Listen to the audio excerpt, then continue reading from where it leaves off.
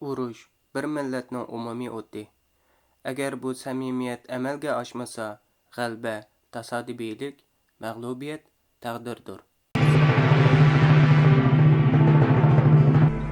Allah helal et. Şahsımı değil. Milletimi bu hale getirenlere hakkımı helal etmiyorum.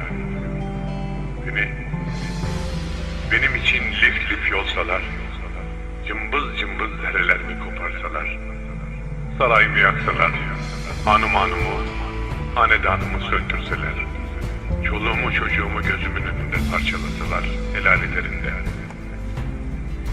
Sevgilinin yolunda yürüdüğüm için beni bu hale getiren ve milletimi ateşe atan insanlara hakkımı helal etmem. Allah, mukaddes isimlerine kurban olduğum Allah. Ya Adi, bana Kızıl Sultan adını takan ve devrilmem için ellerinden geleni yapan Ermenileri şimdi beni devirenlere parçalatırım. Bu cellatları da kim bilir kimlere parçalatacaksın. Fakat Ya Rahman,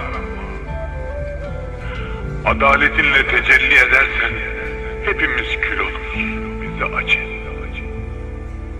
Resulünün, sevgilinin, kainatın efendisinin nurunu kaybeder gibi olduğu için bu hale gelen millete rahmetinle, fazlınla, lütfunla tecelli et. Ya Kadir, kundaktaki yavruyu gagasına almış kaçıran leş kuşunu düşürüp çocuğu kurtarmak ancak senin kudretine sığabilir. Leş kuşlarının gagasında kundak çocuğuna dönen milletimi kurtar Allah. Ya Mabud, ömrümde tek vakit farz namazı kaçırdığımı hatırlamıyorum. Ama tek vakit namazım olduğunu iddiaya da nefsine kuvvet bulamıyorum. Huzurunda eriyeceğime kaskatı kalıyorum ve duada ruh teslim edeceğime yatağımda kıvranıyorum. Sana kulluk göstermeyen bu kulunu affet Allah. Eğer yılları tesbih dizisince süren hükümdarlığında seni bir kere anabildim, Resulüne bir an bağlanabildimse, duamı o bir kere ve bir an yüzüstü hürmetine kabul et.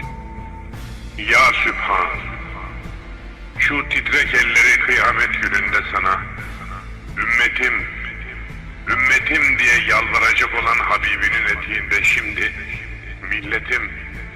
milletim diye dilenen bu ihtiyarın duasını geri çevirip, milletimi evvela bazı badel mevsiz bir ölümle yok etmeye götüren sahte kurtarıcılar ve sahte kurtuluşlardan kurtar.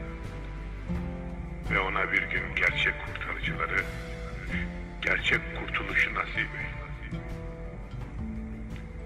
Benim artık bu dünya gözüyle görebileceğim hiçbir saadet ümidim kalmadı. Bari felaketi olsun bana daha fazla gösterme Allah'ım. Ayakta duramaz haldeyim. Vadem ne gün dolacak Allah. Osmanlı devletinin 34. padişahı, İslam halifəsinin 99-cisi, 1842 yılı 9 ayının 21 günü İstanbul'da doğulgan. 1876 yılı Osmanlı devletinin en gurbet vaqtlarida taxtga chiqqan bo'lib, 33 yıllık padişahlık hayatida az uxlab, ko'p ishlab, kechini kunduzga ulab, vatan xoinlari, islom dushmanlariga qarshi jang qilib, xalqning va shundaqla butkul islom ummatlarining hurmati va dunyo siyosat tarixlarida nurg'un o'chmas izlarni qoldirdi. Temir yo'l yasash, Balqon urushi, Birinchi dunyo urushi va Osmanlı devletining yiqilishini to'p-to'g'ri 33 yil keyniga surishni beshidan o'tkazgaydi. Uning bir kunmi ihonatga, qasdga uchirmagan kuni yo'qdi. Mayli juma namoziga borsin yoki janozaga. Uni taxtdan tushirganlar hatto İstanbulda qilishga yo'l qo'ymadi.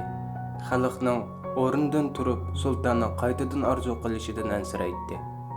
Ayni vaqtda eng kichik o'g'li Shahzoda Abid Efendi 4,5 yoshda edi. Sarayning askarlari Shahzodani ko'rganda "Ilonning o'g'li" deb haqorat qilishatdi. G'arbliklar uni Qizil Sulton, Zolim Sulton deyishgan bo'lsa-mu, vafotidan keyin qilganlarining bir razilligini, sultonni haqiqatda bo'lsa hech bir vaqt mag'lub qila olmaydiganligini deyishatdi. Dunyoda 100 gram aql bo'lsa, 90 grami Abdulhamid Xonda, 5 grami menda, 5 grami bo'lsa boshqa siyosatchilarda deydi Germaniya imperator qurg'uvchisi Bismarck.